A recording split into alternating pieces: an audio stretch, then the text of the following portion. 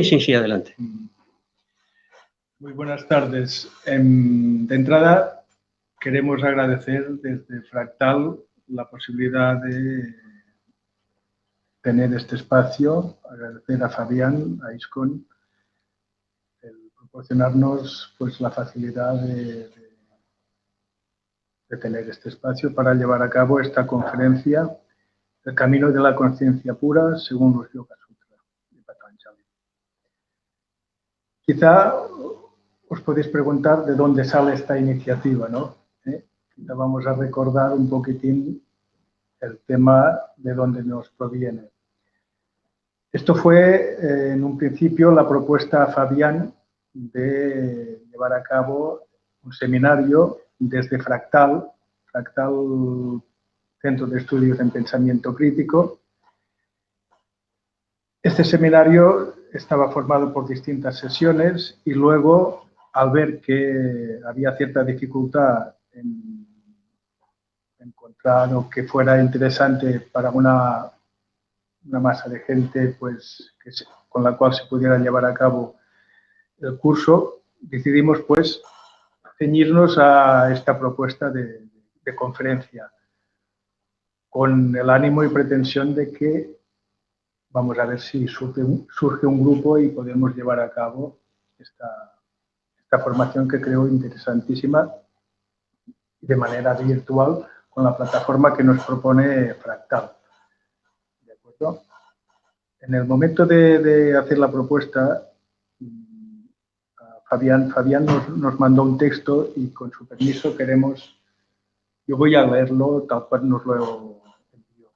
Nos dice: en la historia del hinduismo y sus diferentes corrientes encontramos la pervivencia de cualidades aparentemente contradictorias en perfecta armonía. Por ejemplo, la fidelidad a las formas y las creencias y la capacidad de disentir, evaluar y criticar prácticamente cualquier elemento dentro de esas creencias. El yoga de Patanjali es una de esas manifestaciones que aporta una alternativa diferente, muy relevante, en la que se desarrolla un sistema de prácticas y principios que proveen medios para experimentar en la práctica los supuestos místicos de una filosofía como el Samkhya. Yo creo que no tengo nada más que decir, solo agradecer a Fabián, a ISCON, esa posibilidad de colaboración juntamente con Fractal, Centro de Estudios en Pensamiento Crítico. Damos la palabra a Fabián. Muchas gracias, Fabián. Gracias, Ezequiel. Entonces, el tema es principalmente la relación que establece Patanjali con la mente, ya que todo su sistema de pensamiento se basa en el control de la mente. No fue el único que trató eso, también lo podemos encontrar en el Bhagavad Gita, lo podemos encontrar en el budismo, lo podemos encontrar en el jainismo, pero la relación de Patanjali con el yoga es única. Los otros órdenes, en las otras tradiciones que he mencionado, es un tema más. El yoga se ve como algo accesorio. En cambio, Patanjali se focaliza especialmente en distintos aspectos del yoga. Un yoga que, si vamos un poquito más atrás, si tratamos de encontrar los orígenes, vamos a encontrar referencias en los Vedas, vamos a encontrar referencias en las Upanishads, por supuesto vamos a encontrar referencias en el budismo, en el jainismo, pero como decía antes, como accesorios, no como el tema principal. De hecho, Patanjali originó una de las 6 escuelas fundamentales en el hinduismo.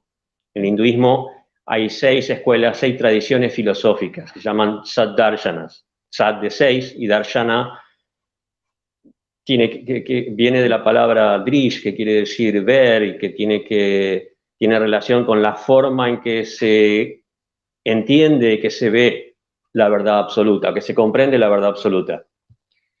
Entonces, lo que hizo Patanjali fue tan importante que se considera una de estas 6 escuelas principales. En su momento, o sea, no, él, a pesar de que probablemente haya originado una escuela, no hay registros de una tradición como normalmente se acostumbra en el hinduismo, de que un maestro inicia un discípulo, este inicia otro discípulo, se establece una cadena de sucesión discipular.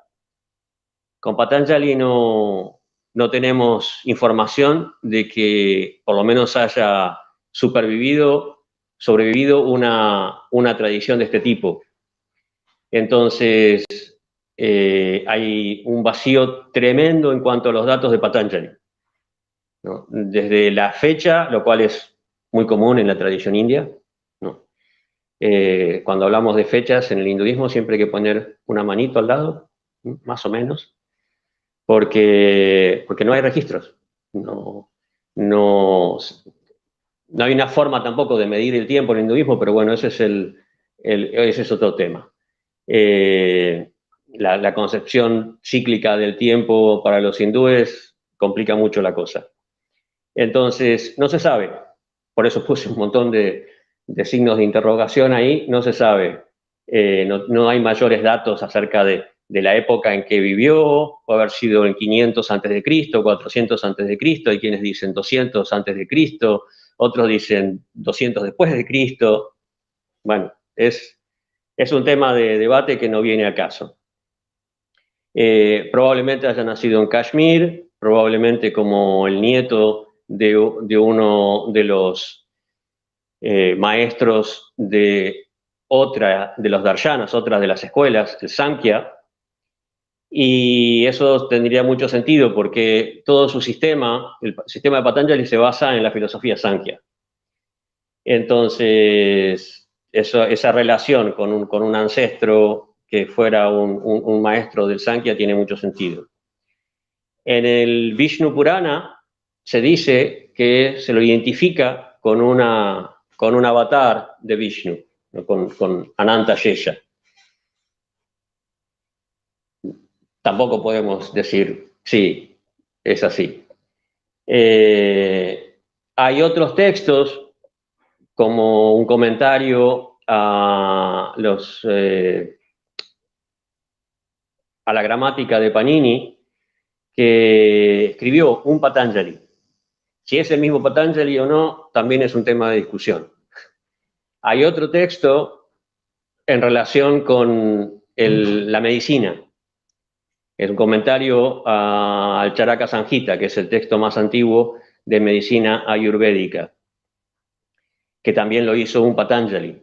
Si es el mismo, hay quienes lo defienden, quienes dicen que sí. De hecho, uno de los comentaristas más importantes de Patanjali, el rey Boya, lo identifica con los 3 textos, ¿no? Y que hace una glorificación que Patanjali ayudó a desarrollar, a evolucionar y crecer y sanar el cuerpo, la mente y el habla, ¿no? A través de la medicina, a través de la gramática y a través del yoga.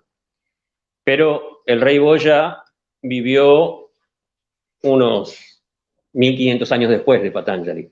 Así que, bueno, no se puede tampoco tomar como una fuente muy fiable. Entonces, en definitiva, no tenemos muchos datos acerca que se puedan decir, sí, definitivamente este es Patanjali. Lo que sí tenemos es un texto impresionante. Es un texto que ha prevalecido en el yoga más de 2000 años, quizás 2500 años.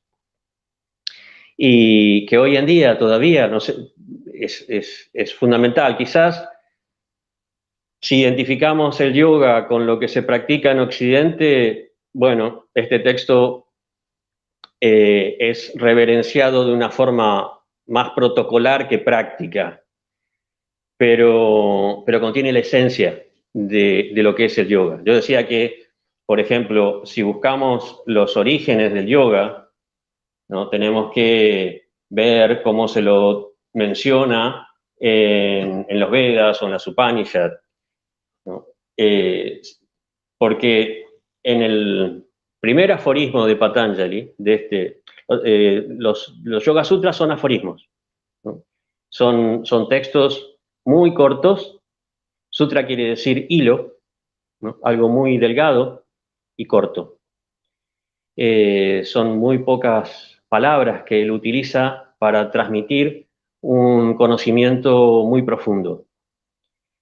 Entonces, en el primer aforismo dice, Ata Yoganushasanan. Ahora, Ata, tenemos o vamos a exponer la enseñanza del yoga.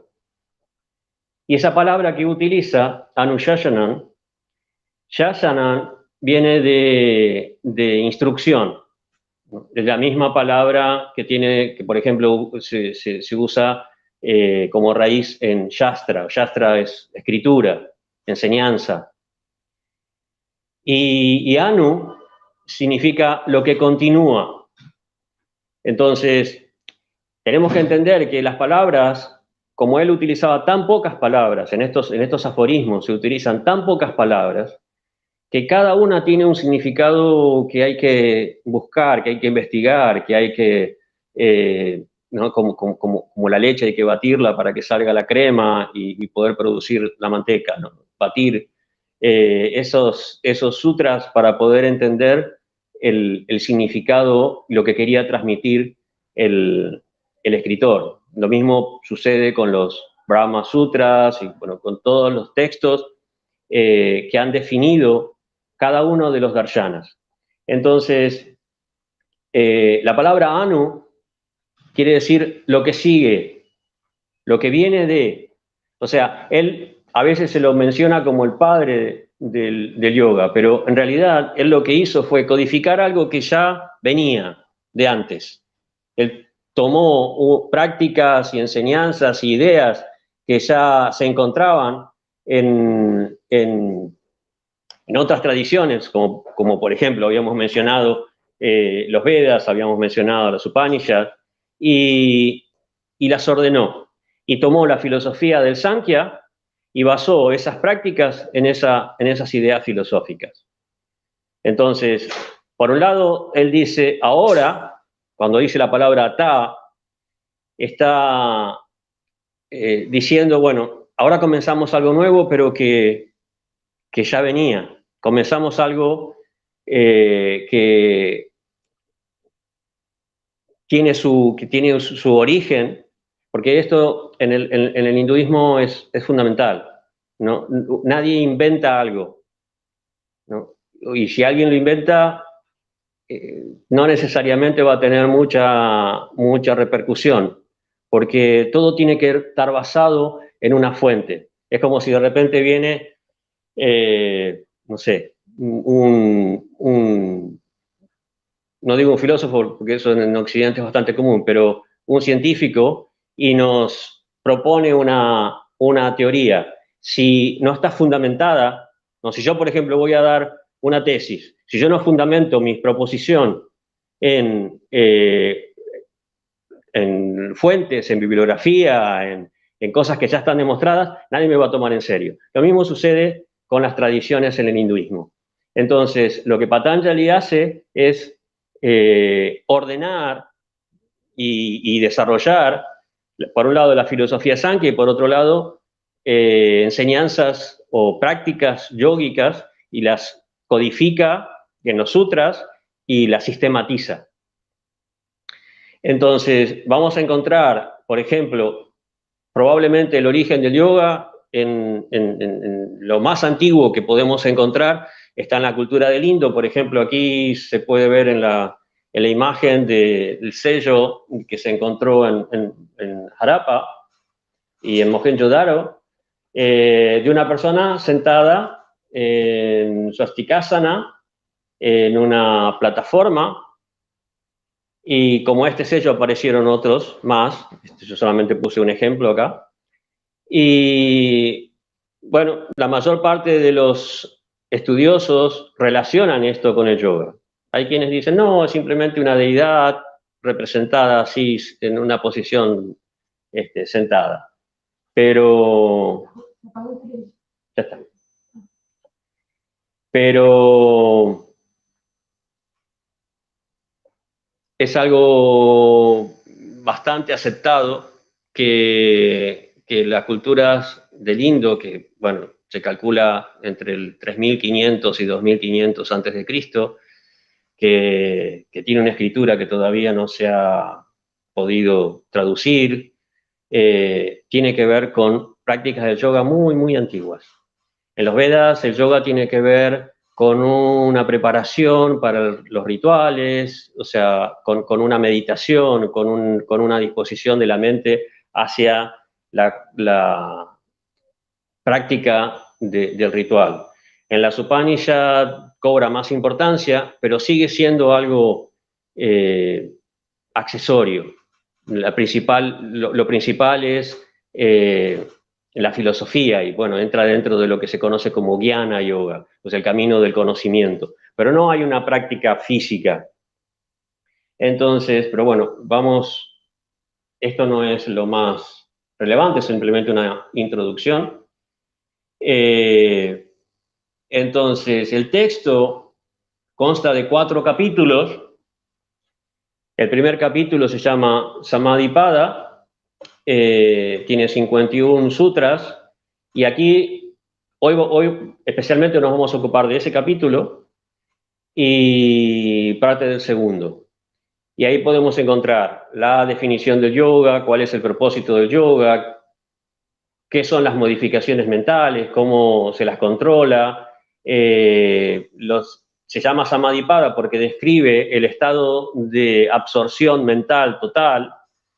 Esto es un tema complicado, pero lo más importante que nosotros podemos entender es que, porque hay distintos niveles, hay distintos grados de esa absorción mental, de ese samadhi, lo más importante que nosotros tenemos que entender es que es un grado de profunda meditación y de absorción en el objeto de meditación.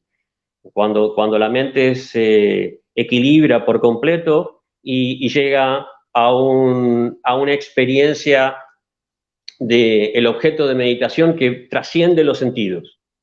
Normalmente nosotros contemplamos los objetos a través de los sentidos y la información que procesa nuestro cerebro no es exactamente el objeto. No adquirimos la naturaleza, no experimentamos la naturaleza real, perfecta del objeto. Siempre es una imagen que ha pasado por diferentes filtros, especialmente el filtro de los sentidos, el filtro de nuestra mente, de nuestra inteligencia, de nuestra capacidad de comprensión del objeto.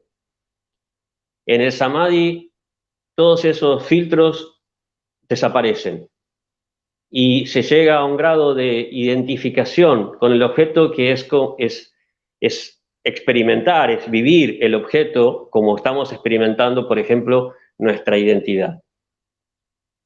Hay distintos grados de samadhi, hay distintos grados de comprensión, de acuerdo al tipo de objeto, si es un objeto físico, si es un objeto sutil, si hay dentro de esa meditación, dentro de esa comprensión, cierto elaboración intelectual o en un momento se trasciende todo eso, se deja todo eso de lado y solamente está la vivencia del objeto de meditación, la experimentación completa, desprovista de todo tipo de cuestiones personales o razonamientos o que pudieran interferir en la experiencia. Como de repente cuando alguien sale a la luz del sol y experimenta el sol y nada más. y no está pensando, bueno, estoy recibiendo los rayos del sol que está a 150 millones de kilómetros de la Tierra y que está irradiando tanto calor y tanta luz por las explosiones nucleares que se producen en el interior del sol, etc.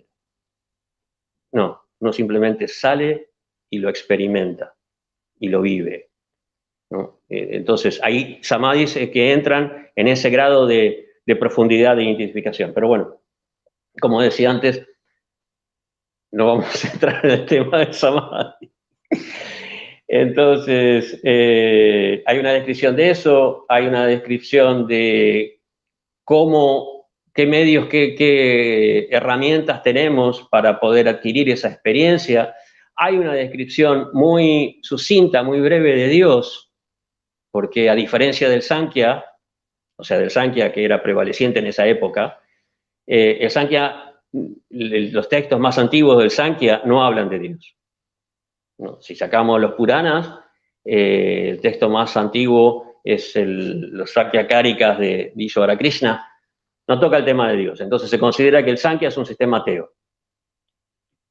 El yoga no. Patanjali dice no, Dios es un ser, y bueno, lo describe de una manera muy, muy concreta, muy corta, y la forma de relacionarnos, la forma de comprender y de invocar a Dios es el mantra Om. Después habla de los obstáculos que hay en el desarrollo, en la práctica, los métodos que hay para armonizar la mente y los diferentes tipos de samadhi. Y el otro capítulo, el segundo capítulo, comienza describiendo lo que es, porque él, a pesar de que normalmente se lo relaciona con el Ashtanga Yoga, es decir, el yoga de 8 pasos, no es lo único que da. Eso lo da en el segundo capítulo, pero antes da otros métodos. Uno de esos métodos es el Kriya Yoga. Y toma 3 elementos de lo que es parte de la Ashtanga, 3 elementos de las niyamas, y presenta un proceso activo, por eso se llama Kriya. Kriya viene de la misma raíz que karma, ¿no? O sea, hacer, actuar, es un proceso activo muy concreto que sirve para eliminar diferentes problemas. Y después se desarrolla un poco más las ideas filosóficas del Sankhya y posteriormente sí, entra en lo que es el Ashtanga Yoga, ¿no? Y Ashtanga significa 8 partes, ¿no? 8, sí, angas, hasta 8 angas, partes o secciones. Y lo da de una manera muy sistemática, da estos pasos a través de los cuales uno puede alcanzar ese grado de samadhi.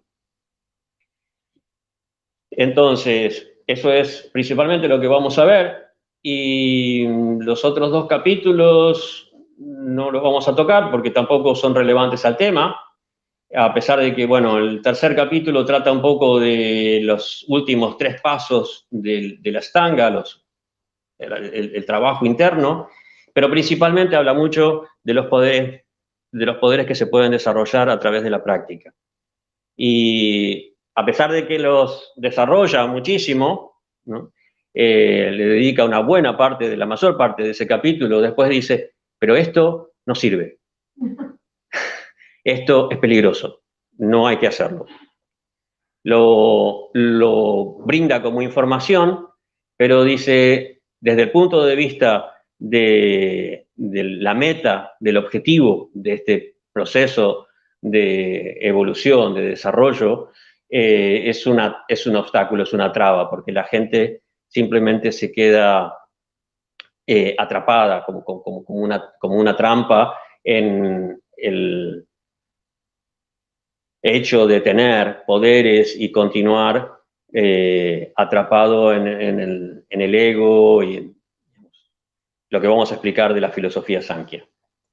Y después, en el último capítulo, que muchos creen que no es parte del texto original, sino que es un agregado posterior por diferentes razones, porque no tiene la misma estructura, porque tiene menos versos, menos sutras.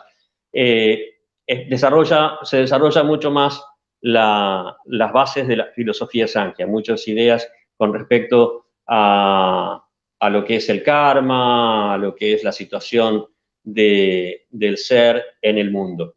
Y por último, el Kaivalya, que sería la liberación.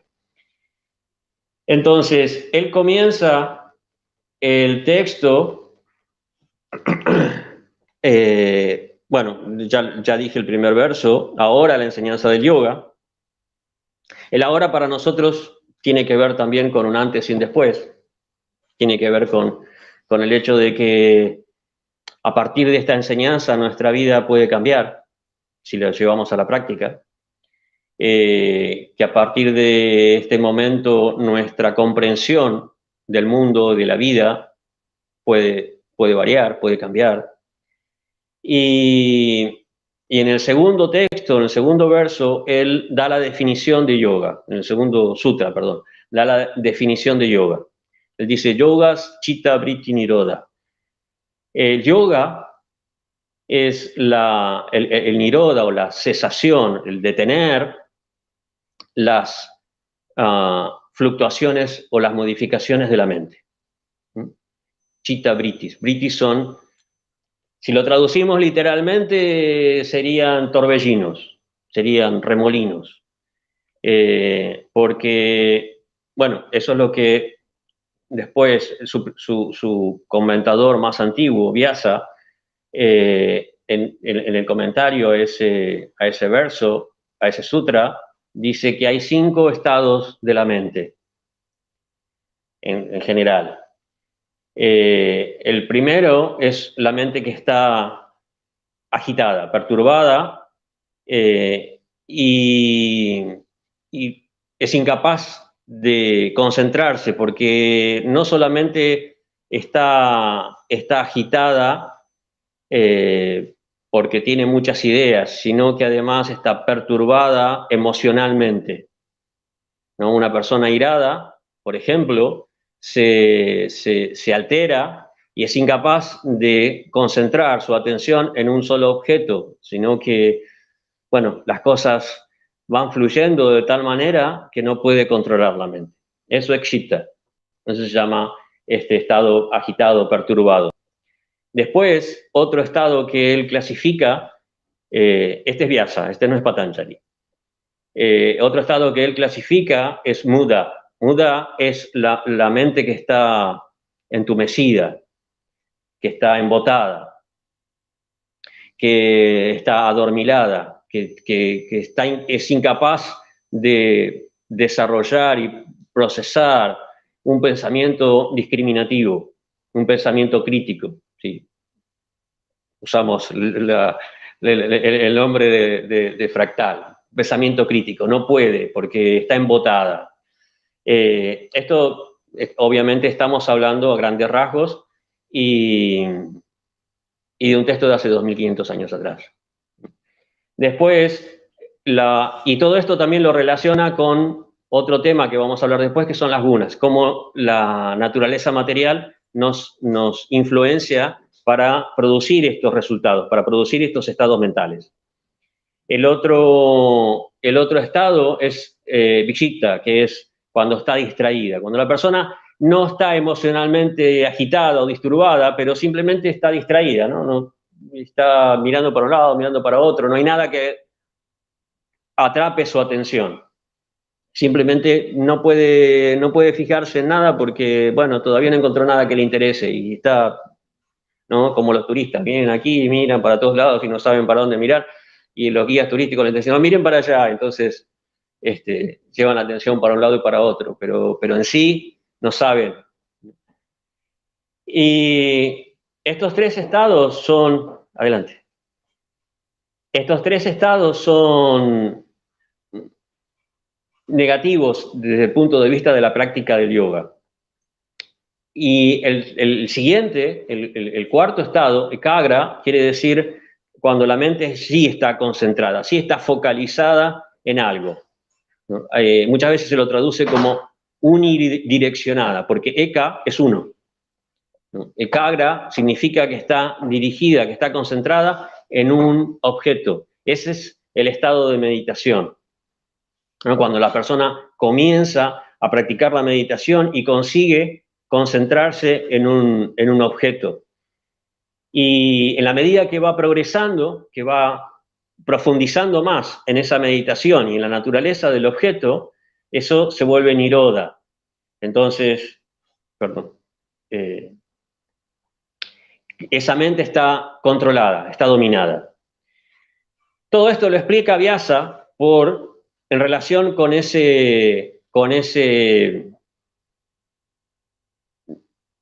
definición que da Patanjali de que el yoga es la cesación o el control, poder parar los torbellinos de la mente. Normalmente nosotros nos encontramos en los 3 primeros estados.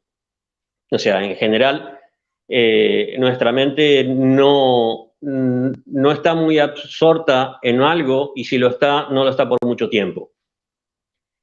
Y si no, le podemos preguntar a cualquier estudiante o a cualquier profesor, a ver cuánto tiempo de atención pueden mantener a sus alumnos. Hace unos años, se hizo un estudio de cuánto tiempo podemos mantener la atención realmente concentrada, y eran segundos. No recuerdo exactamente las cifras, pero además cada vez se iban reduciendo más. Y desde que tenemos estos aparatitos que son muy útiles, yo creo que, por lo menos por mi experiencia personal, eso se reduce mucho más, porque o sea, hay tantas posibilidades, que entre las redes sociales, la información, en los teléfonos tenemos todo, tenemos televisión, tenemos comunicación, tenemos correo, tenemos todo. Entonces, nos absorben la mente de una manera tal que no hace falta describir lo que es un torbellino, lo que es un briti, lo que es estos torbellinos. Pero, por ejemplo, para tener una idea, se explica que se hace una alegoría de que la mente es como un lago. El lago que está agitado por el viento, volvemos a la idea de torbellinos, agita las aguas, y el agua agitada hace que toda la gravilla del fondo suba y se enturbie. Entonces el agua no es transparente, es oscura. Entonces no se puede ver en realidad lo que hay dentro del lago. De la misma manera, en la medida que nuestros pensamientos están agitados, o que nosotros tenemos mucha influencia de situaciones externas, o que estamos que nuestros sentidos demandan demasiada atención de la mente, no podemos ver claramente nuestro interior. Entonces, cuando los torbellinos se paran, ¿no? Volviendo al sutra, cuando los torbellinos se detienen, es que esa es para Patanjali la idea del yoga, detener esos torbellinos, controlar los sentidos y controlar la influencia del exterior. Entonces la gravilla del agua se asienta y el agua se vuelve completamente translúcida. Y uno puede ver claramente lo que es el interior y la profundidad del lago. De la misma manera, cuando la mente se aquieta, ¿no? La persona puede ver el interior. Y el tercer sutra dice, entonces, el vidente, es decir, la persona que ve, el ser, queda establecido en su naturaleza original. Puede comprender quién es en realidad. A ver si... Vale, ¿qué pasó aquí? Me salté una página. Ah, aquí está. Entonces,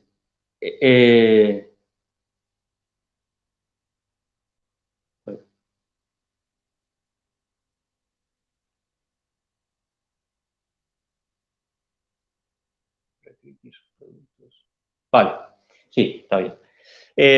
Aquí tenemos un cuadro que nos da una idea más o menos de lo que yo estaba explicando antes, ¿no? Esto está basado en la filosofía Sankhya, cómo la interpreta y la presenta Patanjali. Aquí tenemos arriba la palabra Prakriti. Prakriti se refiere a la naturaleza, se refiere a la naturaleza material. Y viene de la misma raíz de karma, como decía antes, de hacer, ¿no? Kriya. Kriti quiere decir lo que ha sido creado. Y pra aumenta el sentido y se refiere a todo lo que ha sido creado originalmente. Y se refiere a toda la naturaleza material. Porque para el Sankhya hay fundamentalmente dos principios. Está el principio espiritual, o Purusha, que es la conciencia, y el principio material, o Prakriti, que es toda la creación. Estos dos principios, de la combinación de estos dos principios, surge el mundo.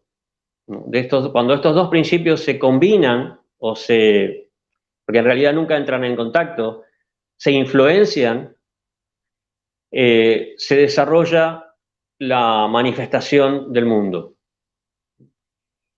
El Purusha es, como decía, conciencia, es simplemente ser.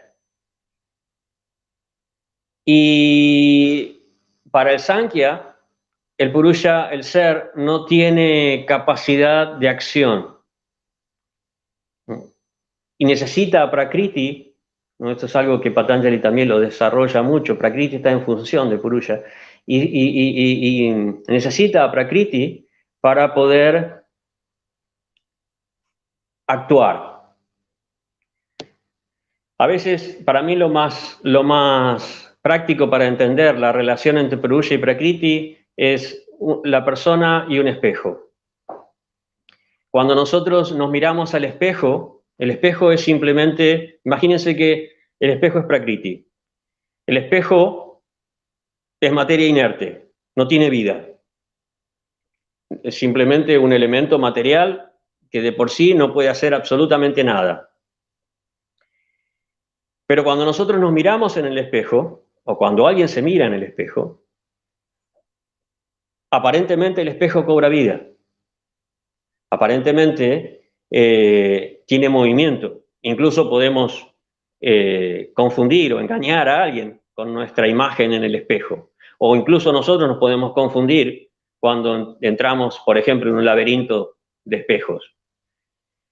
Y de hecho hay muchas personas que también se confunden, ¿no? Tan pronto se ven en el espejo quedan cautivadas. Y se pueden pasar horas, especialmente en la adolescencia, se pueden pasar horas delante de ese espejo inerte, que es materia inerte. Esa es la situación del ser para el Sankhya y para Patanjali en relación con la naturaleza material. El Purusha, al entrar en contacto con Prakriti, queda atrapado en esa ensoñación, en esa ilusión de identificarse, de pensar, yo soy esa imagen que veo ahí. Y tan pronto asume esa identidad, entonces se desarrolla toda una evolución creativa que culmina en la manifestación del cuerpo, la mente, los sentidos, que nosotros podemos ver en este cuadro, ¿no? Hay una combinación con diferentes elementos que conforman Prakriti, pero en definitiva, para no complicarlo demasiado, es Prakriti por la influencia de esa conciencia, por la influencia de esa vida, de ese Purusha, desarrolla distintos elementos. uno de esos elementos es el ego, otro elemento es la mente, y otro elemento es la inteligencia. Esos son los elementos más sutiles, más finos, ¿no? Y después se desarrollan elementos más concretos, más físicos, más burdos, como son los sentidos. Esto está expresado de una manera muy simbólica, no es que de repente se apareció una oreja y de repente apareció una nariz o cosas por el estilo, sino la forma en que se expresa esto tiene mucho que ver con la potencialidad, con la capacidad de la naturaleza de proveer a ese Purusha de esos elementos que necesita para actuar, para desenvolverse en el mundo. Y los principales instrumentos que necesita son los sentidos, porque los sentidos son lo que lo pone en contacto con los objetos. Y para el Sankhya hay 10 sentidos. Nosotros normalmente hablamos de los 5 sentidos de percepción, ¿no? Pero para el Sankhya están estos 5 sentidos de percepción y los 5 sentidos de acción o karmendrias. Los 5 sentidos de acción son las manos, las piernas, la boca o la capacidad de hablar, la capacidad de reproducción y la capacidad de eliminación, es decir, los órganos genitales y los órganos excretores.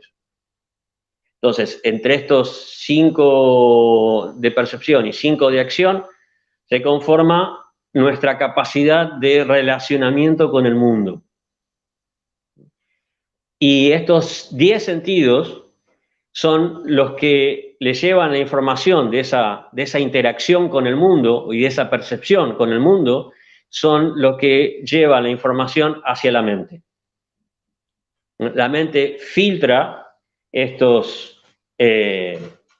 información y en conjugación con la inteligencia y con el ego, actúa. Entonces, si nosotros tenemos que entender, según el Sankhya, cómo funciona la mente, ¿no? Para el Sankhya la mente no es un solo elemento, ¿no? O la conciencia, mejor dicho, chitta, ¿no? Estos 3 elementos, ego, mente, inteligencia, conforman lo que es la conciencia. Se usa la palabra chitta, por eso Patanjali dice chitta, vritti, nirodha, ¿no? Los torbellinos que se producen en la mente. ¿Sí? Una vez escuché una descripción que nos puede ayudar a comprender cómo funciona, de acuerdo al Sankhya, esta interacción entre la mente y la inteligencia y los sentidos, ¿no? Si tomamos, por ejemplo, los sentidos, toda esta interacción como una sala judicial, ¿no? Los sentidos serían los demandantes o a veces demandantes, a veces demandados, pero son quienes demandan la interacción con un objeto en particular, ¿no? La vista puede ver una forma que le resulte atractiva, entonces envían esa información a la mente. La mente sería como el abogado defensor de estos demandantes que presenta el caso a la inteligencia, que es el juez. Entonces, si la vista ve algo que le resulta atractiva, la mente presenta todo un escenario. En el Bhagavad Gita, Krishna va a decir los deseos que surgen de la invención mental. Es como, la mente sería como un abogado, un orador muy experto en convencer a la inteligencia para que la inteligencia desarrolle los medios para obtener eso que los sentidos están demandando, están pidiendo. A veces se me ocurre también que la mente sería como un gran cineasta que monta toda una escenografía y toda una historia y hace algo mucho más atractivo, o como un alguien que hace marketing, que le vende a la inteligencia todo de una manera mucho más grande de lo que es en realidad, ¿no? Y el Purusha piensa, bueno, si obtengo esto, entonces mi vida será un éxito. Y así, de esa manera, continúa atrapado en esa identificación, en esa red de ilusión. Eso es básicamente la idea del Sankhya y, por supuesto, de Patanjali. Y este cuadro tiene que ver de cómo se produce esa evolución, pero yo tengo el defecto de prolongarme demasiado, entonces lo vamos a saltar. Y si algún día quieren que les complique la vida con la filosofía Sankhya, me dicen y hacemos algo más propio para explicar los detalles de esta evolución del Darshana. Entonces, volviendo a Patanjali, que es lo que nos interesa ahora, ¿qué son? Él menciona lo que son estos vrittis.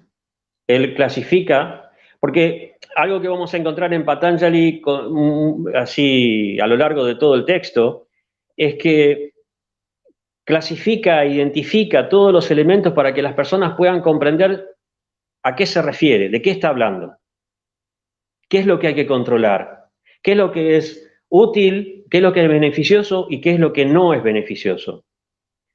Entonces, él menciona 4 tipos de fluctuaciones mentales, o 5, perdón, 5 tipos de fluctuaciones mentales, 5 tipos de vrittis, de torbellinos que van a agitar.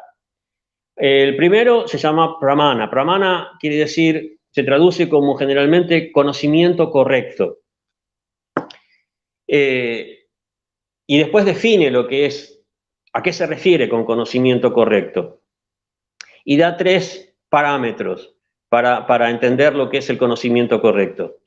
Es pratyaksha, o la percepción, cuando la percepción es correcta, lo que nosotros percibimos del mundo, y que es nuestra fuente primaria de información.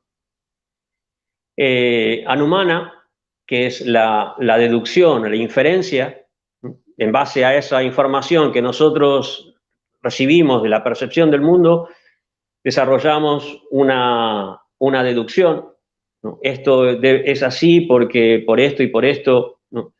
Eso es otra forma que se puede encuadrar en lo que se llama conocimiento correcto, cuando está hecha correctamente.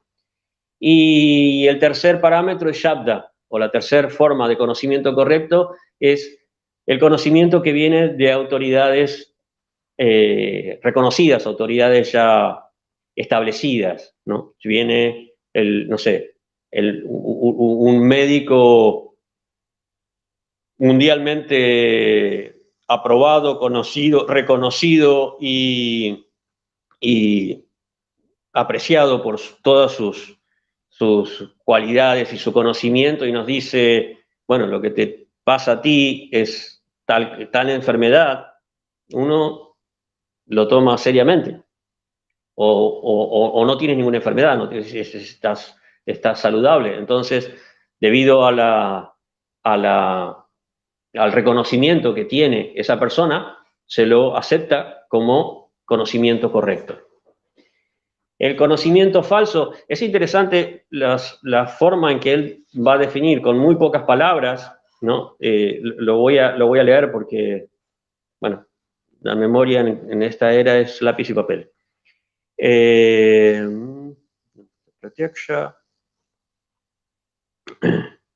Conocimiento falso, dice, es el que no está basado en la verdadera naturaleza del objeto. Es decir, si yo digo esto es una botella, no se corresponde con lo que es. Entonces, eso para él es conocimiento falso. Después, la siguiente vikalpa es la imaginación. Él dice, son palabras que están desprovistas de realidad. Todo este tipo de cosas son formas de pensamiento que alteran o agitan nuestra mente. Son formas que modifican nuestra conciencia, tanto la mente como la inteligencia. Entonces, nosotros podemos imaginarnos unicornios, pero carecen de realidad. Entonces, eso es Vikalpa. Nidra se refiere al sueño, ¿no? Dice, el sueño es una fluctuación mental con ausencia de contenido real. Es decir, en 2 o 3 palabras define algo que es muy difícil de definir. Y no sé si, en definitiva, si las personas se ponen a definir los sueños, si se ponen de acuerdo. Porque no sabemos exactamente cuál es la naturaleza de los sueños. Hay teorías, pero por qué se producen o desde un punto de vista, o sea, podemos entender, por ejemplo, las manifestaciones físicas de un sueño, pero ¿en qué se basan esas? ¿Cuál es el origen de esas? Es como, por ejemplo, también podemos entender las manifestaciones físicas de la vida, pero ¿a partir de qué surge originalmente? ¿En qué está basada la vida? Bueno, alguien en religión va a decir, bueno, es la creación de Dios. Alguien va a decir, sí, bueno, es el prana, es la energía vital, es el jiva, distintas teorías. Con los sueños, bueno, hay muchos interrogantes. Smrita es otro tipo de fluctuación mental que significa la memoria. Es decir, todo, ¿no? Por ejemplo, él va a definir memoria, es retener las impresiones captadas de los objetos percibidos. Estas son traducciones, son traducciones que en general en este tipo de sutras se coinciden muchas, la mayor parte. Pero en otros sutras, bueno, no, la coincidencia a veces no es tan simple porque, lo que decía, no hay una escuela que se haya mantenido a partir de Patanjali, y entonces no hay discípulos que hayan escuchado lo que Patanjali quería decir con esto, exactamente, ¿no? El Sampradaya es muy importante, y en el Patanjali no ha sobrevivido ese Sampradaya, esa asociación discipular. Normalmente estos textos son tan cortos porque son fáciles de memorizar. La idea es, porque en esa época, en la tradición védica, la transmisión era siempre oral, no era una transmisión escrita, por muchas razones que no nos vamos a detener ahora porque es un tema importante y no lo podemos así tocar superficialmente. Pero la transmisión era oral, entonces hacían falta textos cortos que facilitaran la memorización de las bases y después tenían explicaciones. Esos son los comentarios, los vasyas, pero no tenemos ninguno de discípulos de Patanjali. Entonces, a veces hay diferencias en las traducciones, en las interpretaciones. Entonces, estos cinco elementos son lo que se considera britis o fluctuaciones de la mente. Entonces, para Patanjali, el yoga consiste en controlar estos 5 torbellinos. Para él, algunos son beneficiosos y otros no. En este caso, el conocimiento correcto es beneficioso, la memoria puede ser beneficiosa dependiendo qué es lo que uno recuerda, y los otros 3 no son beneficiosos. En el caso de los sueños, en algunos casos puede ser, incluso él menciona como una forma de meditar en algunos sueños como algo positivo, como algo que ayuda a quitar, a quitar la mente. Él dice, bueno, algunos son klishta quiere decir algo que causa dolor, o aklishta, ¿no? Que no causa dolor. Entonces, el control, según él, la forma de controlar a los britis principalmente son dos: Abhyasa y Vairagya. Y vamos a encontrar exactamente esto mismo en el Bhagavad Gita. Cuando Krishna, en el 6º capítulo del Bhagavad Gita, le explica a Arjuna el proceso de meditación, el proceso de dhyana yoga, es muy similar a lo que después va a presentar Patanjali. Y cuando le explica el proceso a Arjuna, Arjuna le dice: no, esto es muy complicado, es muy difícil, me parece muy impráctico, porque controlar la mente es más difícil todavía que controlar el viento. Entonces Krishna le dice: bueno, sí, sin duda, no es simple, no es fácil, pero se puede. Se puede a través de la práctica, abhyasa y vairagya. Usa exactamente las dos mismas palabras, a través de la práctica y el desapego. Entonces Patanjali va a decir que la práctica sí es durante un largo tiempo, es decir, no es algo que uno se sienta y a meditar y a ver cuánto pasó, a ver cuánto llevo de práctica, a ver cuánto logré, si ya llegué a Samadhi. No. Para Patanjali la práctica es algo que requiere mucha paciencia y mucha práctica. Y no solamente una práctica de una vez a la semana. Es una práctica que tiene que ser regular, que todos los días uno tiene que dedicarle un cierto tiempo a esa meditación con la dedicación necesaria, no simplemente sentarse y tener el teléfono al lado y de vez en cuando suena, mirarlo de reojo, sino con la dedicación que es absoluta, con una dedicación total. La persistencia, que a veces cuando los resultados no vienen o cuando uno no se siente bien o no tiene ganas o simplemente no está en el humor de hacerlo, igual lo hace. Y como decía, la dedicación. Y Vairagya, el desapego, tiene que ver con muchos elementos, pero principalmente con el hecho de que uno tenga esa paciencia. Es decir, yo no estoy pendiente, no estoy apegado a que ya voy a conseguir el resultado de mi quietud mental. Puede que lo consiga ahora, puede que lo consiga mañana, puede que lo consiga la semana que viene, pero simplemente continúo, ¿no? Sin estar pendiente. Eso es un tema que también se trabaja mucho en el Bhagavad Gita.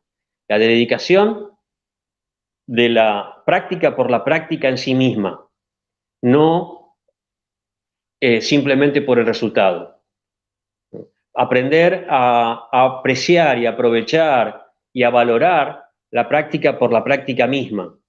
No porque, bueno, si consigo esto me van a dar el título de instructor de yoga, o si consigo esto voy a, no sé, conseguir que la gente me vea como un gran meditador, o simplemente voy a desestresarme. Si lo veo como un objetivo, ese objetivo se vuelve la causa de estrés o se vuelve la causa es otro torbellino. Entonces, lo importante es la práctica en sí misma. Entonces, para eso tiene que haber cierto desapego de los resultados. Después él menciona otras formas, por ejemplo, bueno, también define lo que es para él la práctica. Es interesante, él dice: la práctica es el esfuerzo por la estabilidad, sthiti. Utiliza esa palabra, la estabilidad, fundamentalmente la estabilidad mental. Es decir, justamente lo que estaba diciendo, el hecho de sentarnos y buscar esa quietud mental y esforzarnos por esa quietud mental. Y después él define el vairagya o el desapego. Dice, cuando una persona cesa en el deseo de los objetos percibidos, los eventos experimentados o aquello que ha escuchado, se llama vairagya. Es decir, normalmente nosotros o deseamos lo que los sentidos nos presentan a nivel de futuro, o extrañamos lo que recordamos, lo que hemos experimentado del pasado. Y ese deseo es una forma de torbellino también. Entonces, para aquietar, uno simplemente tiene que dejar todo eso de lado y dedicarse exclusivamente a la práctica. No hay una forma de mantener las dos cosas. Es decir, yo quiero esto y a la vez quiero alcanzar la estabilidad mental, alcanzar esa quietud, esa paz, esa armonía, y por otro lado mantener la dirección de mi empresa, por ejemplo. No funciona. Entonces, bueno, de esa manera define Vairagya. Y después la profundiza diciendo, bueno, pero eso ya cuando la persona alcanza ese desapego porque ha comprendido su identidad como ser, ese es el más alto grado de vairagya o de desapego. Después define lo que es el samadhi, que básicamente lo explicamos y dijimos que no íbamos a entrar en eso. Y dice, para otros, este samadhi se llega por medio de la fe, de la energía, de la memoria, de la concentración y del discernimiento de lo real. Fundamentalmente lo que está diciendo aquí y lo que va a ampliar después, es decir, concentrar la mente, concentrar la atención en alguno de estos objetos o en alguno de estas formas, ¿no? Concentrar la mente en la fe en Dios, y a continuación va a hablar cuál es su idea de Dios. Concentrar la mente en los recuerdos que, por ejemplo, de los textos, o los recuerdos que son positivos, que son necesarios para comprender la propia identidad, la concentración y el discernimiento de lo real, entender qué es fundamentalmente quién es la persona, cuál es su verdadera identidad y cuál es su relación con un mundo que está cambiando continuamente, con un mundo que está en continua transformación y que tiene que entender que no es permanente, que es algo en esa transformación continua. En el Vedanta se lo va a llamar maya o ilusión, porque es algo que está cambiando, está transformando y no mantiene una estabilidad y una identidad como objeto. Entonces no es tan real como uno piensa. Yo puedo pensar que esto es un vaso, pero antes fue otra cosa y dentro de un tiempo va a ser otra cosa. Entonces la identidad del objeto es algo muy relativo al momento, no es su verdadera identidad, ¿no? Su verdadera esencia. Su verdadera esencia es que es metal y listo. Y quizás en otro momento se transforme en otra cosa, porque la energía está en continua transformación. Entonces, dice que para la práctica hace falta también la voluntad de la persona, ¿no? Algunos dicen, existen diferentes prácticas de quienes son blandos, moderados o entusiastas. De acuerdo a nuestra cómo nos involucramos en la práctica, es cómo vamos a conseguir el resultado. Dice, o bien uno puede alcanzar el samadhi a través de la profunda devoción a Dios, a Ishvara. Como decía, el yoga de Patanjali contempla la idea de Dios como el Purusha o como el ser original. Él va a definir Purusha, Dios, dice, es un ser muy especial que está por encima de las aflicciones, de las acciones y del karma, o sea, del resultado de sus acciones. No está atado, como en el caso de todos nosotros que estamos supeditados a lo que nos gusta, no nos gusta, las aflicciones, a las acciones y las consecuencias de nuestros actos. Dios dice, está por encima de todo eso. Después va a decir, y en Él está la base, el origen de la omnisciencia infinita. Y no está limitado por el tiempo, por eso es el maestro original.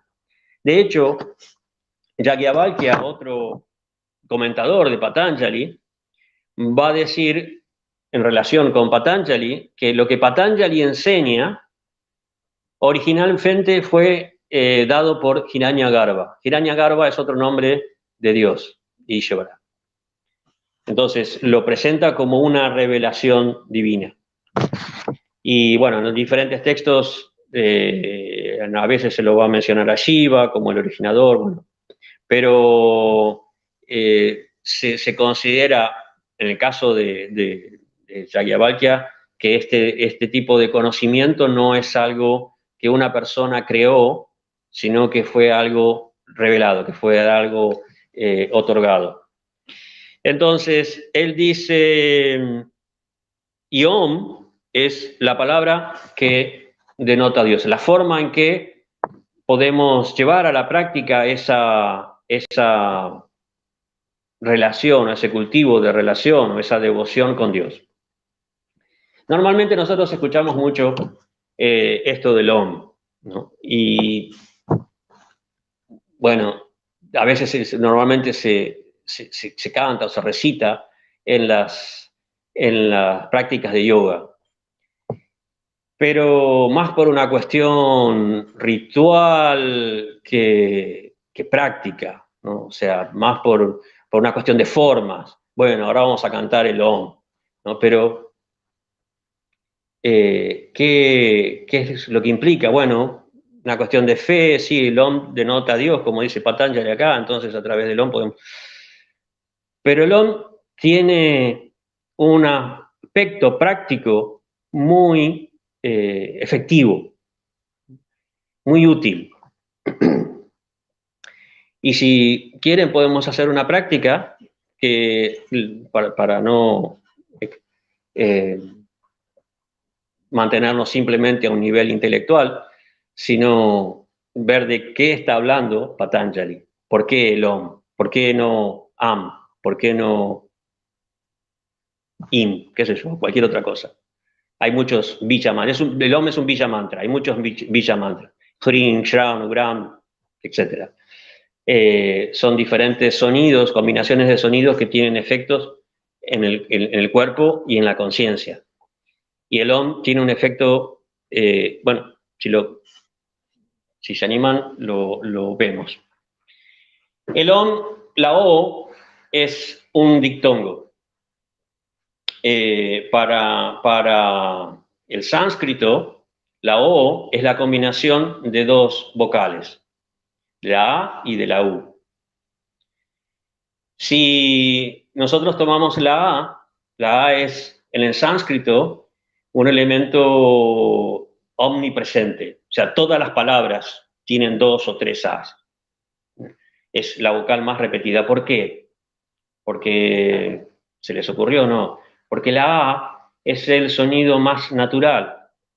¿No? Porque los niños, cuando comienzan a producir sonidos, ¿no? Tienen que ver con la A, mamá, papá. ¿No?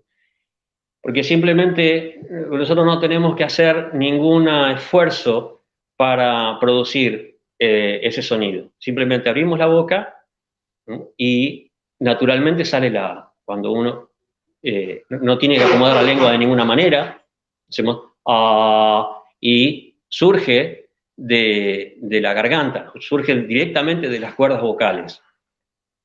Vamos a hacer la prueba. Entonces, vamos a sentarnos bien derechitos para poder respirar bien, aunque estas sillas la verdad que no son para eso. Tienen una pequeña inclinación, pero bueno. El hecho de sentarnos derechos ayuda a que los pulmones y el abdomen pueda moverse con más libertad. Si estamos encorvados, ya no tenemos ese fluir. De hecho, Patanjali iba a hablar de eso.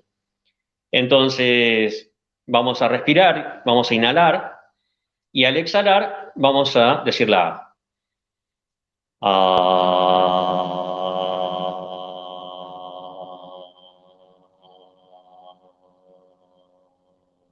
Eso, exhalamos lentamente y ustedes habrán sentido, ¿no?, dónde se producía el sonido, dónde lo sentían. Podían sentir, sí, en el pecho también, ¿no?, la vibración, así como sube, también baja, ¿no?, afecta la zona del pecho y a veces puede vibrar, sentir la vibración en el pecho. No. Distrae. Entonces, si nosotros hacemos lo mismo, pero a medida que vamos exhalando el aire, vamos cerrando la boca, vamos a ver qué es lo que pasa. Otra vez.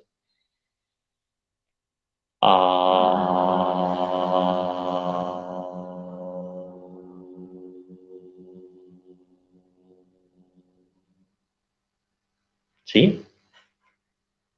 ¿Me pueden decir qué sintieron, qué pasaron? ¿Qué pasó? Vamos a hacerlo otra vez. Otra vez.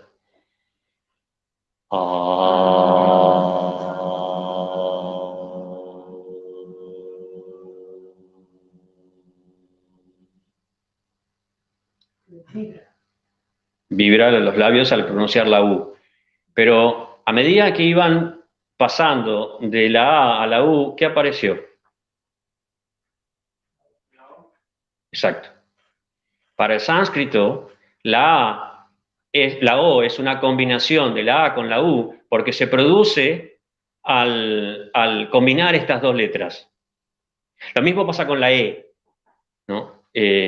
Cuando nosotros vamos de la A la I, ¿no?, para la I nosotros tenemos que mover la lengua, y cuando pasamos de la A a la I, se produce la E. Por eso la E también es considerada un ditongo. Pero bueno, esa no viene al caso.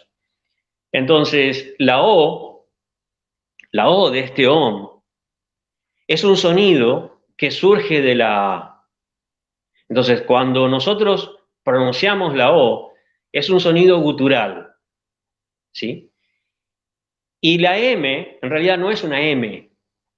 Eso normalmente cuando se le hace la grafía sánscrita de Managari, se lo dibuja como un puntito. Se llama Anushvara. Y Anushvara quiere decir que es la nasalización. ¿Por qué? Porque yo cierro la boca completamente y el sonido, el aire va a seguir saliendo, entonces el sonido se proyecta hacia la cavidad craneal. Entonces vamos a hacer la experiencia. Vamos a pronunciar la O así como pronunciamos la A antes, ¿no?, pero ya más bajo, más gutural, directamente encaramos la O y en la mitad de la exhalación cerramos la boca y dejamos que el sonido, que el aire siga saliendo por la nariz y vamos a ver qué sucede hacia dónde se proyecta la vibración, ¿sí? Entonces, vamos a inhalar.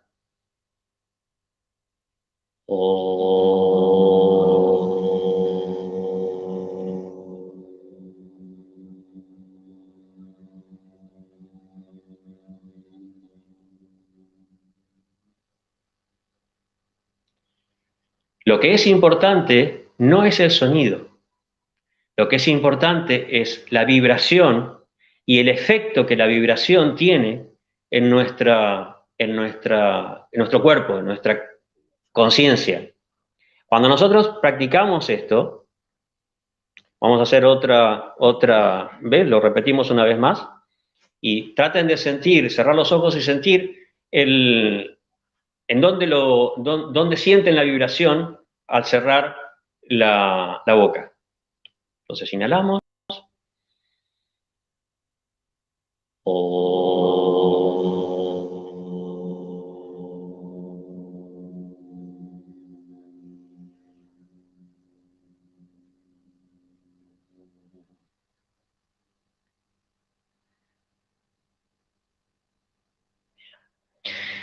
Cuando la vibración se proyecta a la cavidad craneal, tiene un efecto sobre el cerebro, tiene un efecto muy fuerte en la medida que vamos practicando y familiarizándonos más con lo que a lo que tenemos que prestar atención y vamos vivenciando más esa práctica, tiene un efecto muy relajante, calmante, muy equilibrante de nuestros pensamientos, de nuestro cerebro. Entonces, ese es el OM que sirve para la meditación. Abrir la boca y decir OM, no pasa nada, no tiene un efecto, o sea, sí, de forma, de ritual, puede ser muy interesante, pero a niveles prácticos de una concentración, de un trabajo de concentración y de meditación, no sirve. Entonces, los temas son larguísimos y no sé si quieren hacer alguna pregunta. Yo puedo seguir mucho más tiempo, pero si tienen alguna duda o quieren hacer alguna pregunta, pueden pararme en cualquier momento. Entonces, otro aspecto muy importante de la práctica que va a mencionar Patanjali es el pranayama. Patanjali, en el Ashtanga Yoga, a ver, hay una cosa muy importante que hay que entender respecto al yoga de Patanjali. No es Hatha Yoga. Muchas veces en las prácticas de Hatha Yoga se menciona Patanjali, incluso se esfuerza muchas veces la interpretación de Patanjali para hacerla coincidir con el Hatha Yoga. Son dos escuelas filosóficamente diferentes y prácticamente diferentes.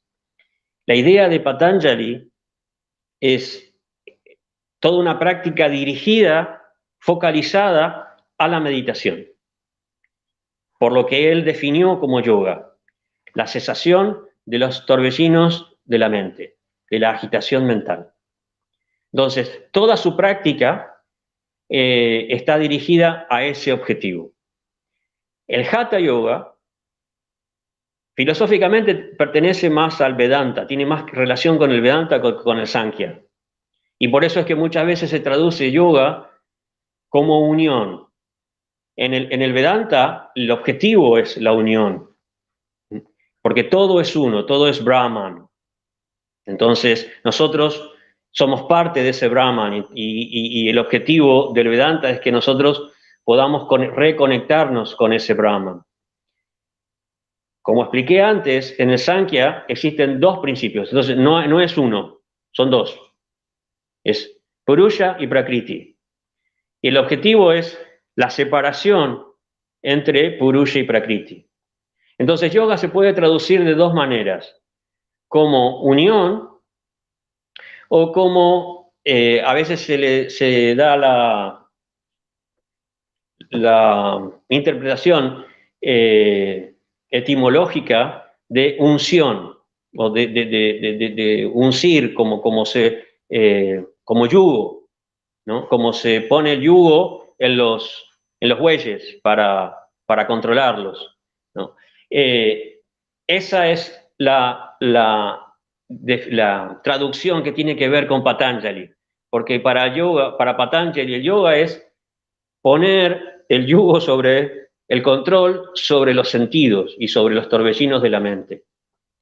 No apunta a la unión, apunta al Kaivalya, es decir, el aislamiento, la separación entre Purusha y Prakriti. O sea, filosóficamente su objetivo, su idea, su propuesta es distinta. Y por otro lado, en el Hatha Yoga se busca esa unión a través... El Hatha es un sistema tántrico que tiene que ver con la utilización de todos los elementos físicos, Patanjali quiere poner en pausa todos esos elementos, quiere, ¿no?, dejar todo eso de lado y separarse. El Hatha Yoga los integra porque la idea es unir, los integra. Entonces se utiliza el cuerpo y la respiración y los mudras y todas las herramientas que da el Hatha Yoga para hacer un trabajo energético, ¿no? Porque busca el equilibrio entre las polaridades energéticas del cuerpo y busca el equilibrio para que la conciencia, en última instancia, hay una similitud, porque lo que busca es equilibrar, y el equilibrio también es cesación, es parar el movimiento.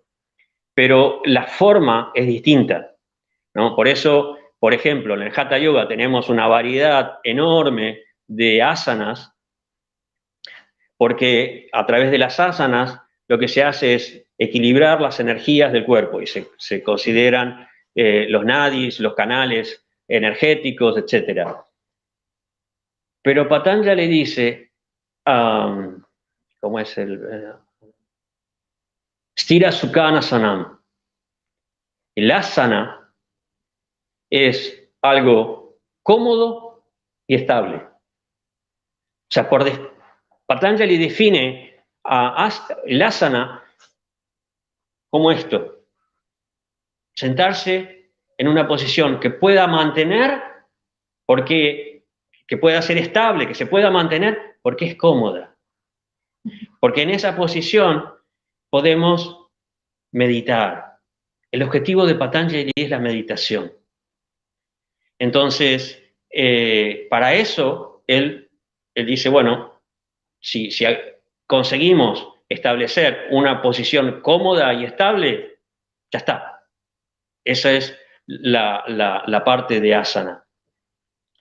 Y dice, cuando eso se consigue, cuando esa posición cómoda y estable se consigue, la respiración va a fluir, se produce lo que él llama pranayama. Porque cuando la respiración se produce en forma natural, en un momento a lo largo del tiempo, en un momento de esa práctica, esa respiración va a disminuir y se va a detener. Hay una relación, eso se veía un poco en el gráfico anterior, no, a ver si lo puse después.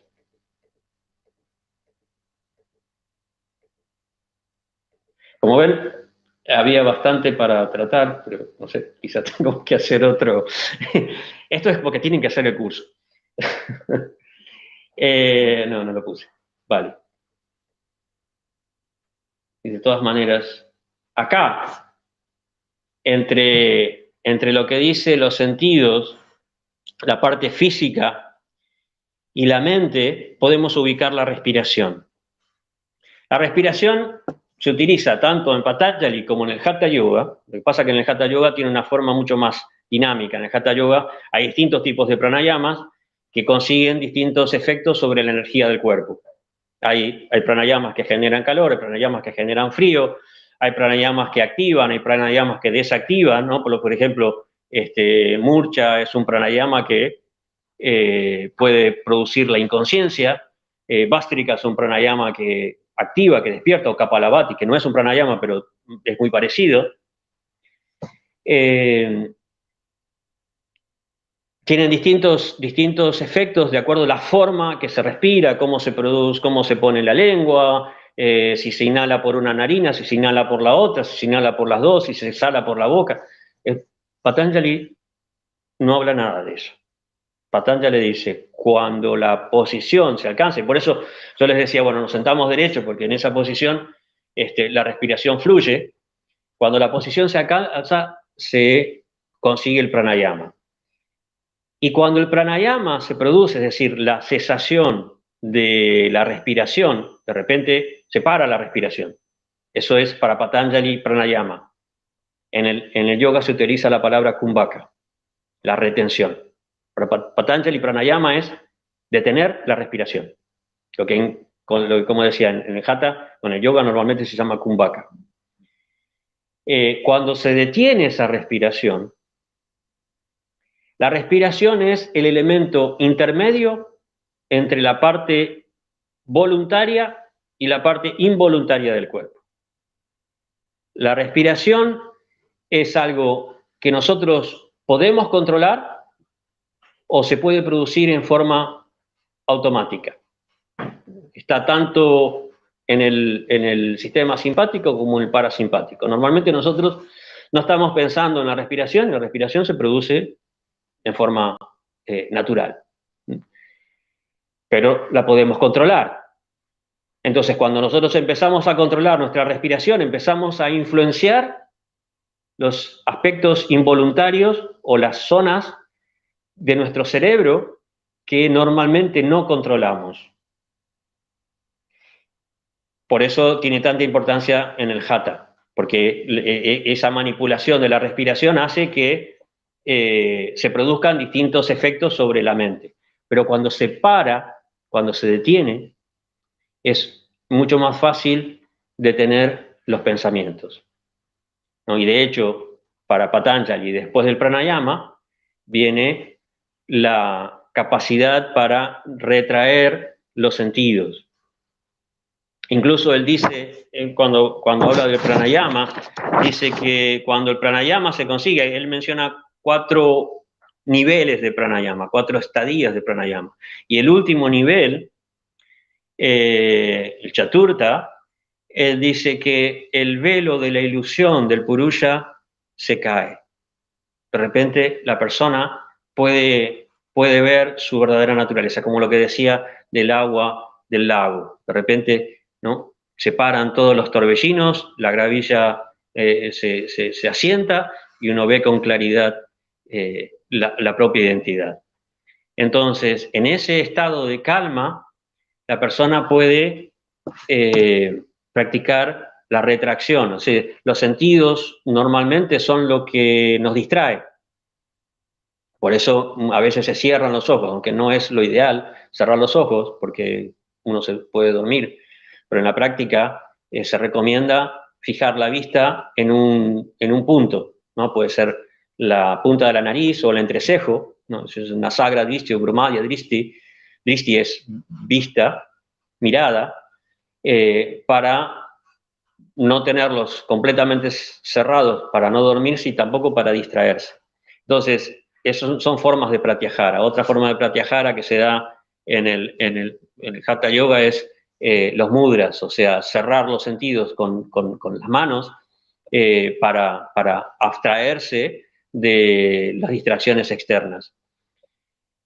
Y cuando la persona ya no tiene distracciones externas, puede concentrarse mucho más fácilmente en un objeto de meditación. Eso es dharana. Y en ese dharana, en esa meditación, nosotros en castellano tenemos una palabra, meditación. Punto. Patanjali, en el yoga tenemos más, porque se habla de diferentes grados de meditación, ¿no? Si yo agarro un libro y me pongo a leerlo, puedo decir estoy meditando en este libro, o estoy meditando en este tema mientras estoy haciendo otra cosa, ¿no? Estoy caminando. En el yoga tenemos, en el yoga de Patanjali, por lo menos 3 términos que se refieren a la meditación. Dharana normalmente se lo traduce como concentración, porque es un primer estadio, un primer grado cuando se comienza a practicar la meditación. Es decir, yo empiezo a concentrarme en un objeto, pero él explica que en esa plataforma, en ese nivel, la mente va y viene. O sea, en un momento nos concentramos, en un momento nos distraemos, volvemos a concentrarnos. No hay un fluir constante de la atención hacia el objeto de meditación. Entonces, pero con la práctica, uno profundiza más en ese dharana y llega a lo que es la meditación propiamente dicha, que es dhyana, ¿no? De esa palabra dhyana, ¿no?, En el budismo tenemos la palabra Yan para el budismo Pali, tenemos eso cuando fue llevado a China se convirtió en Chan, de Diana a Yan y de Yan a Chan, ¿no? El budismo Chan. En Corea, pasa a Corea de ahí, se convierte en Son, y pasa a Japón y se convierte en Zen. Y por eso en el Zen tiene tanta importancia la meditación. Viene de esa palabra sánscrita que es Dhyan. Entonces, en esa etapa de Dhyan, la conciencia ya mantiene una atención fluida, constante hacia el objeto de meditación.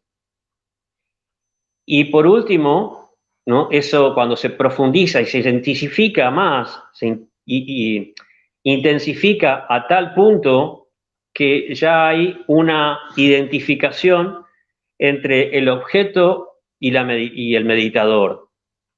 Ya no son dos, sino que es uno. Y eso es samadhi, que era lo que explicamos en el principio. La combinación de estos tres, cuando se aplican a diferentes elementos o circunstancias del mundo, es lo que para Patanjali proporciona los siddhis o los poderes, y de eso es lo que trata el tercer capítulo que no vamos a ver.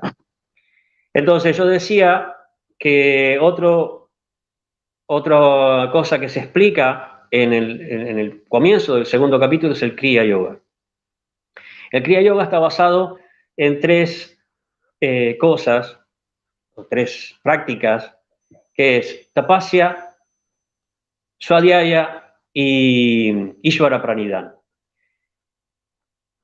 El Ashtanga Yoga tiene las primeras, ya empezamos por el tercero, cuando yo empecé a hablar de las asanas, empecé a hablar por el tercero. En realidad hay dos pasos previos que son los yamas y niyamas.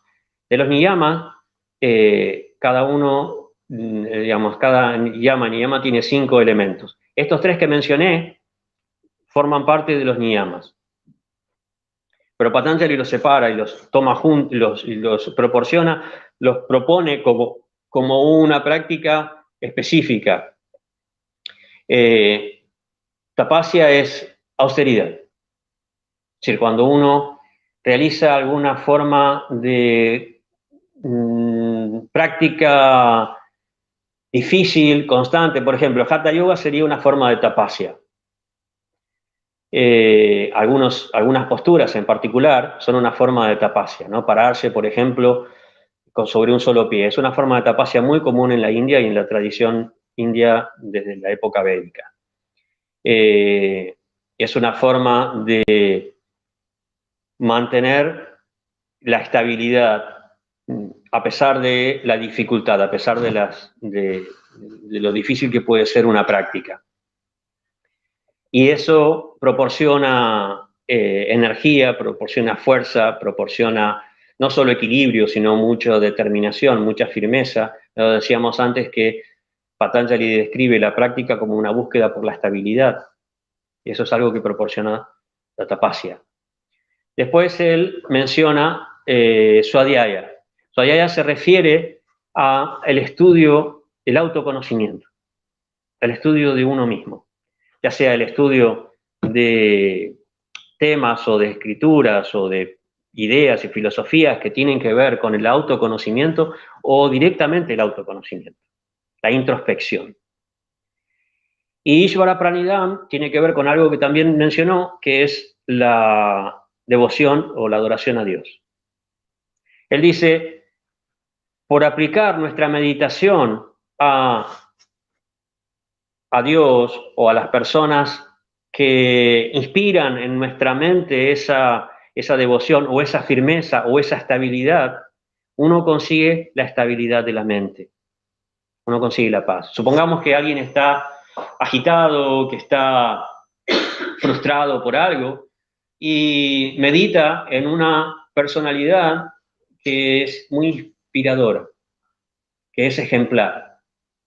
Entonces, su estado de conciencia cambia, ¿no? Como le pasó a San Ignacio de Loyola, por ejemplo, ¿no? Que era un un militar, un guerrero, mucha pasión, ¿no? Una persona con bastante carácter, bastante ego también, ¿no? Cuando investigó y aprendió, forzado un poco por las circunstancias, porque lo habían herido y tenía que guardar cama y no le quedaba más, empezó a investigar y a leer sobre la vida de los santos, su conciencia, su vida cambió por completo. Ese es tipo de meditación, ¿no? Cuando nosotros meditamos en alguien que ya sea Dios o una persona ejemplar o una persona santa, nuestra conciencia se calma. Eso es Ishvara Pranidhana.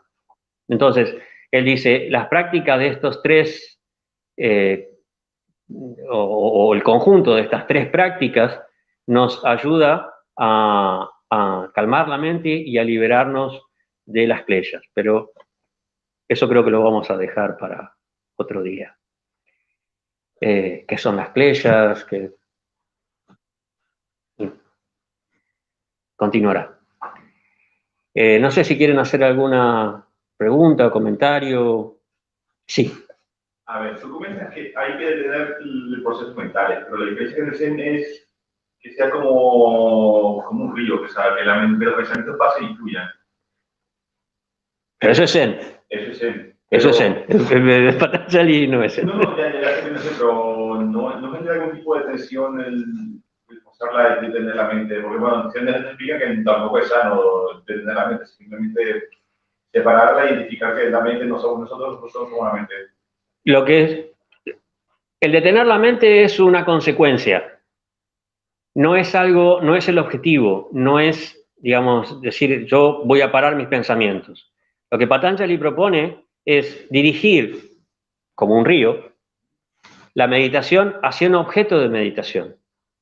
En ese fluir de la atención, como estábamos explicando en relación con el dharana y el dhyana, que la atención va hacia un objeto, ¿no? En un fluir constante, cuando se establece ese fluir constante, todo lo demás, ¿no? La distracción, los torbellinos que hablábamos al principio, los britis que nos distraen, que nos agitan, desaparecen, se calman. Entonces, no es detener la mente, sino como algo, como vaciarla, sino detener todas las distracciones, todos los torbellinos, ¿no? Por eso la definición de Patanjali, tú no habías llegado todavía, la definición de Patanjali de yoga es la cesación de las fluctuaciones de la mente. No es detener la mente en sí, sino, o por ejemplo el Bhagavad Gita, Krishna va a decir, la mente es el mejor amigo o el peor enemigo. La mente controlada es el mejor amigo. La mente descontrolada es el peor enemigo. Porque la mente en sí es un instrumento muy efectivo. Si nosotros desarrollamos la capacidad para focalizarla, para dirigirla. Entonces, por ejemplo, en algunas prácticas de meditación, como Vipassana, por ejemplo, se lleva la atención hacia la respiración o hacia la postura del cuerpo, pero siempre hay un objeto de meditación, siempre va hacia algo. A veces puede ser algo físico, porque es más fácil, y en la medida en que vamos volviéndonos más hábiles, más expertos en la práctica, podemos dirigir nuestra atención, nuestra meditación hacia un objeto abstracto, sutil, como puede ser una idea, como puede ser un ser, como puede ser Dios. Entonces, es ocuparla más que pararla, es dirigirla, focalizarla, exactamente. En ese sentido, sí, es como un río, pero un río canalizado. De hecho, Patanjali en el cuarto capítulo utiliza ese símil, ¿no? Él dice, es como cuando los granjeros dirigen los riegos por una acequia, sí, por una acequia, ¿no? Hacia el cultivo. Es dirigir, es canalizar el fluir del agua hacia una dirección y darle una utilidad.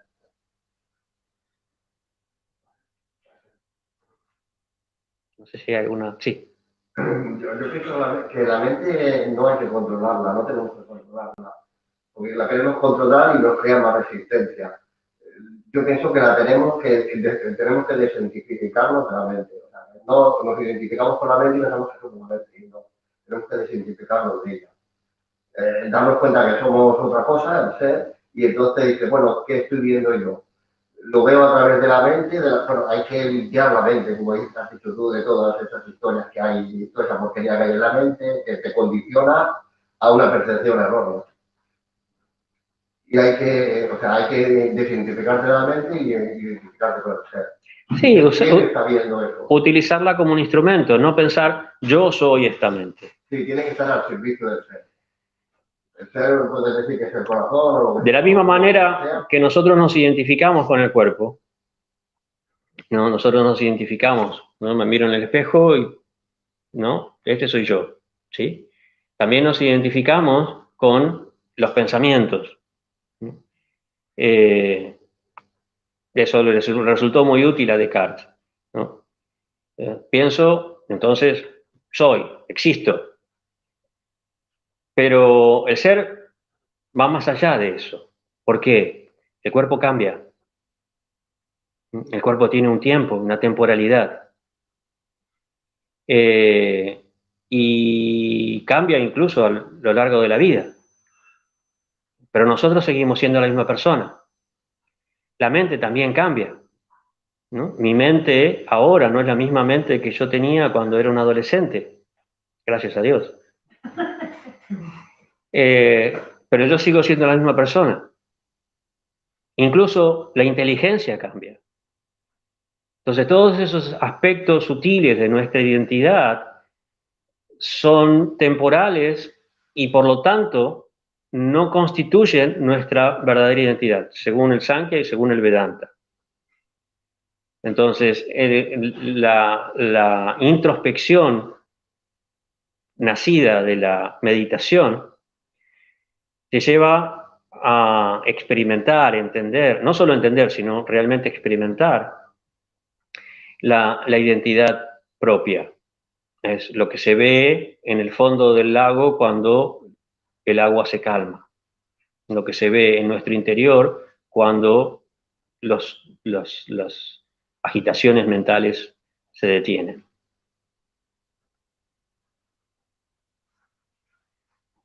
Muy bien, yo creo que ya los he agobiado bastante. Ah, perdón, sí.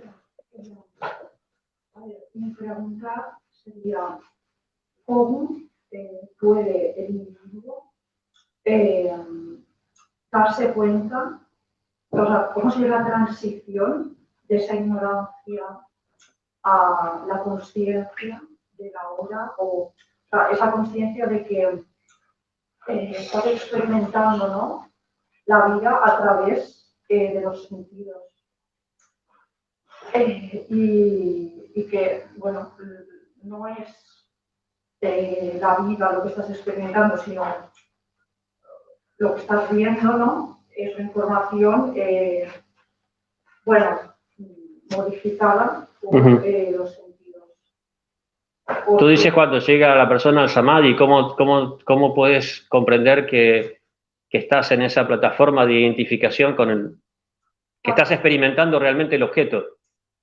Claro, porque, o sea, en esta vida no tienes o sea, no vives el ahora, ¿no? Siempre vives el después, o vives para el fin, ¿no? Vives para formarte, vives para conseguir cosas, y al final es muy insatisfactorio, ¿no?, la experiencia. Entonces, la pregunta sería, por ejemplo, una persona, ¿no?, que no se identifica con el sufrimiento o con esta insatisfacción, realmente no puede llegar, ¿no?, a la consciencia.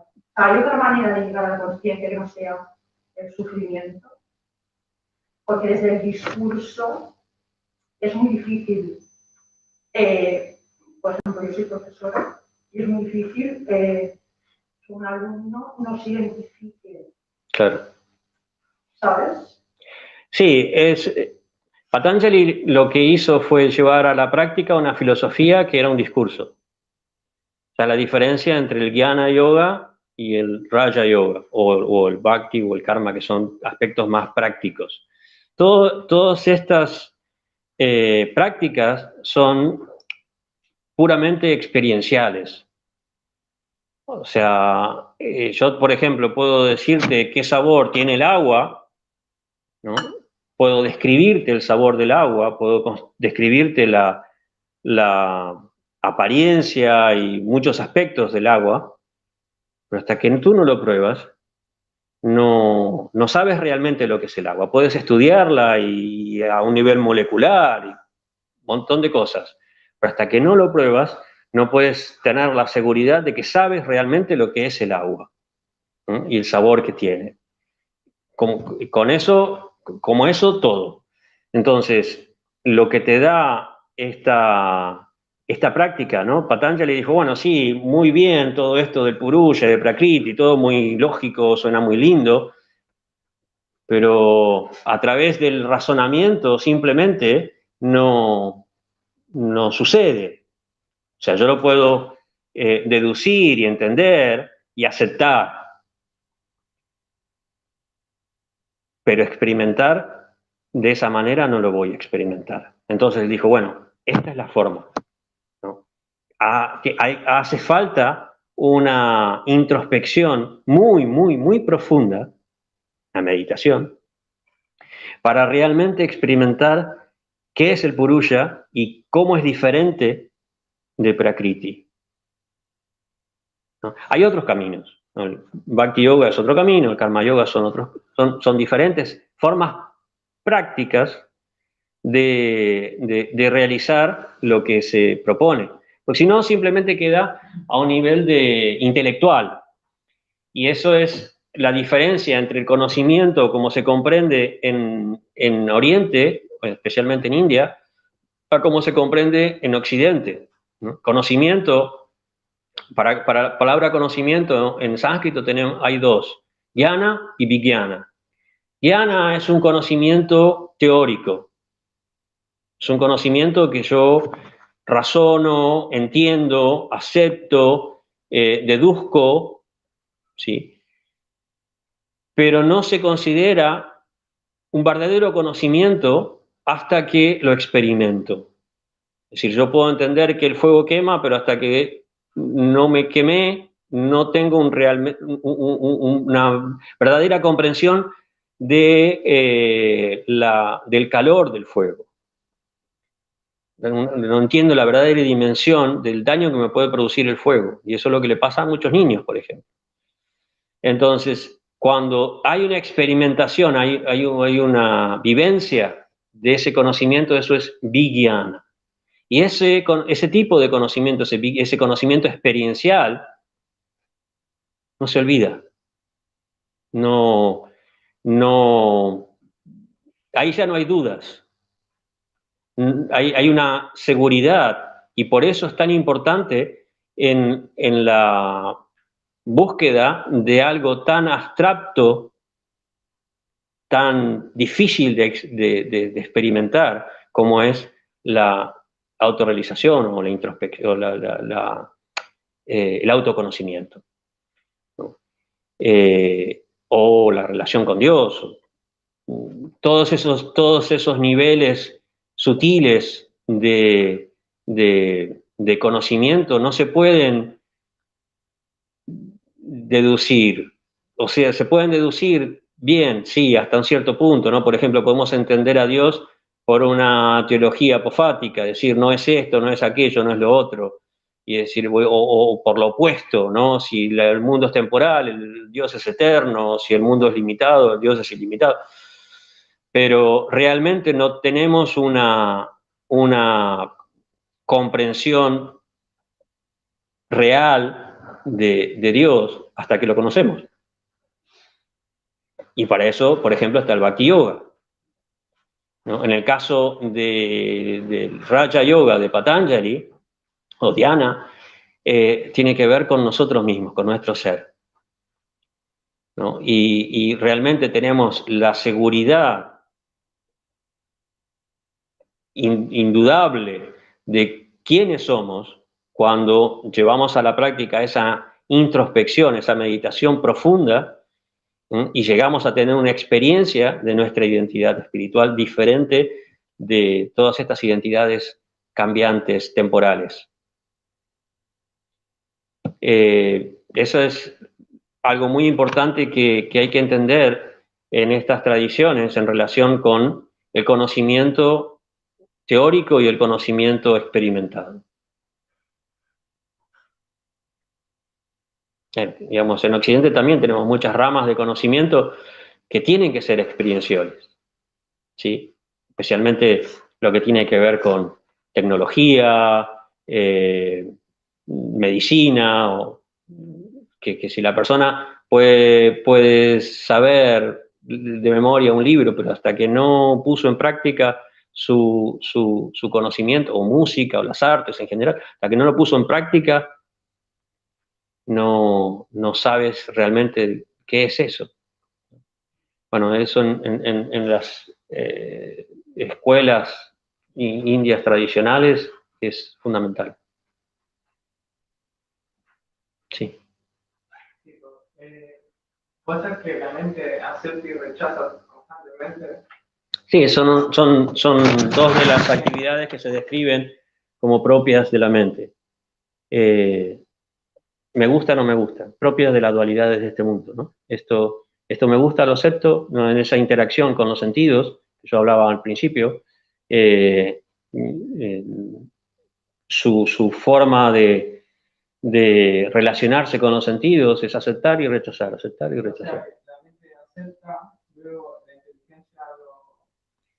la inteligencia la mente le propone algo a la inteligencia, y la inteligencia es determina de qué forma y lo acepta como una realidad. o acepta todo eso como parte de sí. ¿Este razonamiento lo estamos haciendo desde la cultura occidental o también existe desde la cultura oriental? Es decir, esta dialéctica o entre una cosa y otra, o no mismo, Bueno, ¿también existe allí? ¿O lo sí. No, o sea, mi formación tiene que ver especialmente con esa cultura oriental. Lo que pasa que, bueno, yo soy occidental y lo entiendo y lo transmito en términos occidentales, pero mi raíz como fuente de conocimiento se basa en textos como, bueno, en la práctica y en la experiencia de estas formas de yoga, ¿no? Textos como el Bhagavad Gita, como el Vedanta Sutra, como los Yoga Sutras, como los Puranos, Upanishads, etc. Tengo mucho más conocimiento y experiencia desde ese aspecto que desde las tradiciones occidentales, escuelas filosóficas occidentales.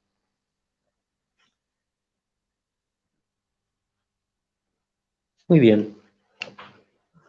Muchas gracias a ustedes. Espero que les haya resultado útil, dentro de lo posible ameno, y que quieran profundizar más. Muchas gracias.